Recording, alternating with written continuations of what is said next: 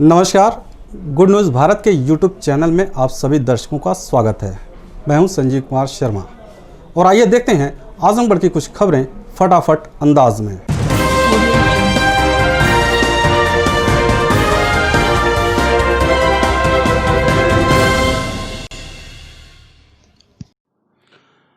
आजमगढ़ जिले में corona positive मरीजों के ग्राफ में 17 जुलाई को ऐसा उछाल आया कि अब तक के सारे पिछले रिकॉर्ड टूट गए। पूर्व में भेजे गए सैंपल में शुक्रवार को 25 लोगों की रिपोर्ट पॉजिटिव आई। इस संख्या ने जिले के लोगों की बेचैनी बढ़ा दी है। इस बढ़ती संख्या से जिले में हड़कंप व्याप्त है।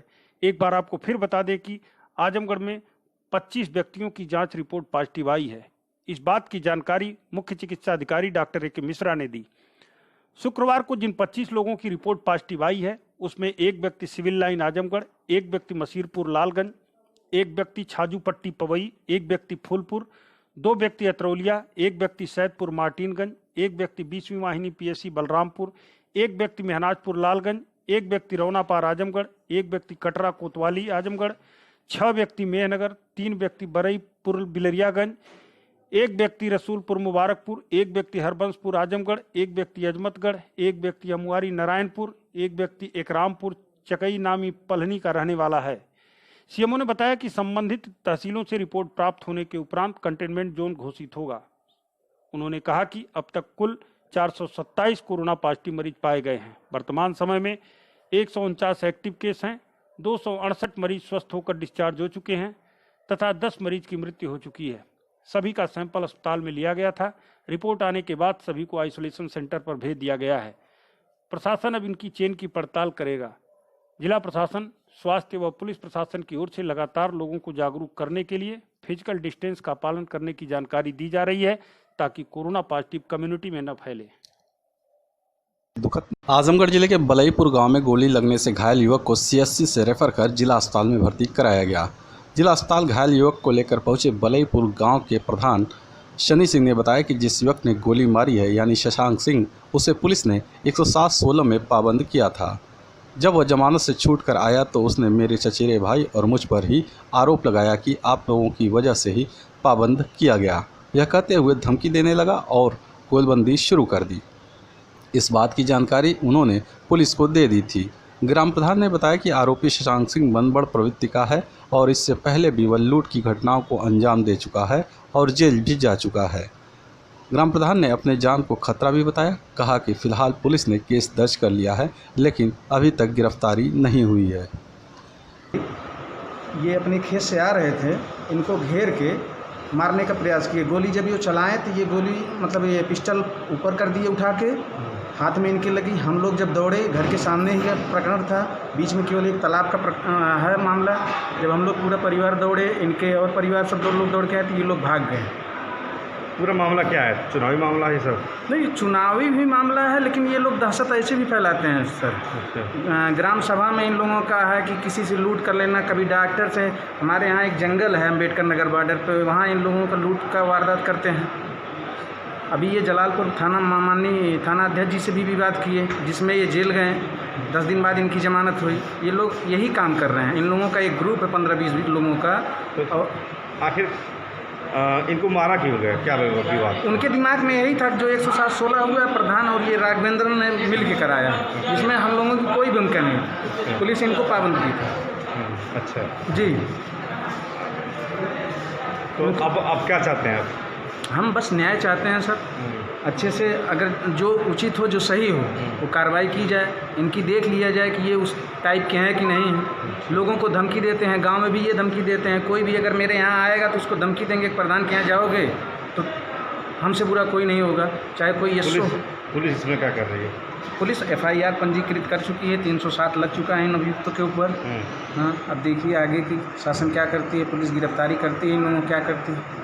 इन लोगों का मनोबल बढ़ा हुआ है, हमेशा जान से मारने की धमकी देते हैं हमें भी। आजमगढ़ में कोरोना पॉजिटिव मरीजों के लगातार बढ़ते ग्राफ को देखते हुए कोविड-19 महामारी की रोकथाम और बचाव को लेकर आजमगढ़ के जिलाधिकारी राजेश कुमार ने जूम ऐप के माध्यम से प्रेस प्रतिनिधियों से वार्ता की।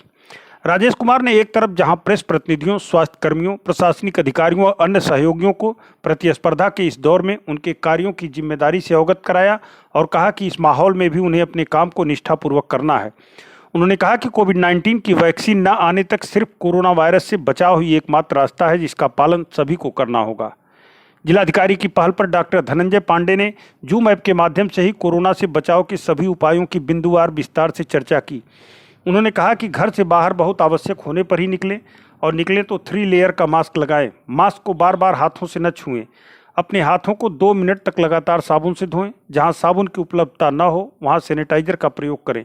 डॉक्टर धनंजय ने मास्क के साथ हेड कवर व फेस शील्ड भी लगाने पर जोर दिया और घर पहुंचते ही घर के बाहर हाथ पैर को धुलने के बाद घर में जाने की सलाह दी।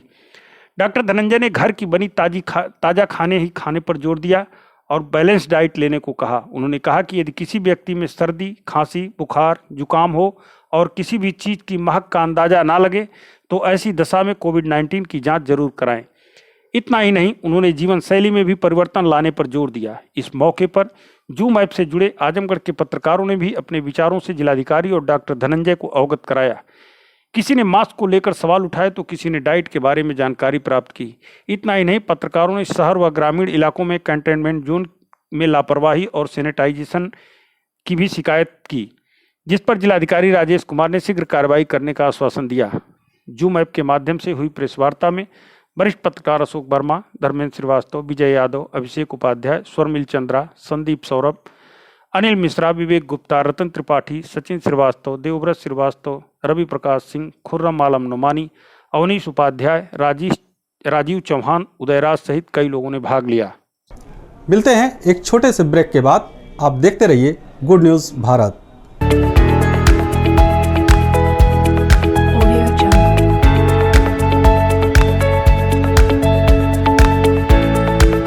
ब्रेक के बाद एक बार फिर आपका स्वागत है।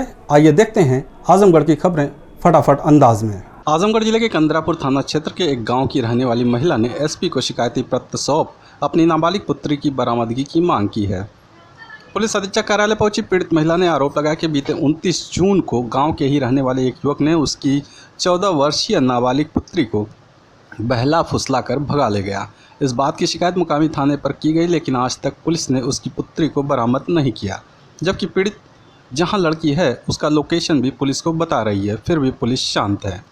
पीड़ित ने एसपी को शिकायती प्रार्थना पत्र सौंप मांग किया है कि मुकामी थाने को आदेशित करें कि उसकी पुत्री को बरामद करें, नहीं तो कोई भी अनहोनी घटना घट सकती है। आजमगढ़ जिले के नंदना गांव निवासी पीड़ित ने दबंगों पर रास्ता अवरुद्ध करने का आरोप लगाते हुए डीएम को शिकायती प्रार्थना पत्र सौंपा। जिलाधिकारी कार्यालय पहुंचे अतरौलिया थाना क्षेत्र के नंदना गांव निवासी पीड़ित पुष्पा देवी ने बताया कि गांव के रहने वाले अक्षय राजभर और झिनक यादव ने आने जाने वाले रास्ते को खोदकर वहां मिट्टी का ढेर लगा दिया है, जिसके चलते उसे और परिवार के अन्य सदस्यों को काफ़ी कठिनाइयों का सामना करना पड़ता है।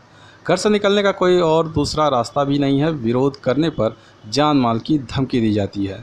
इस बात की शिकायत बूढ़नपुर एसडीएम सहित थाने पर भी कई बार की गई, लेकिन कोई सुनवाई आज तक नहीं हुआ।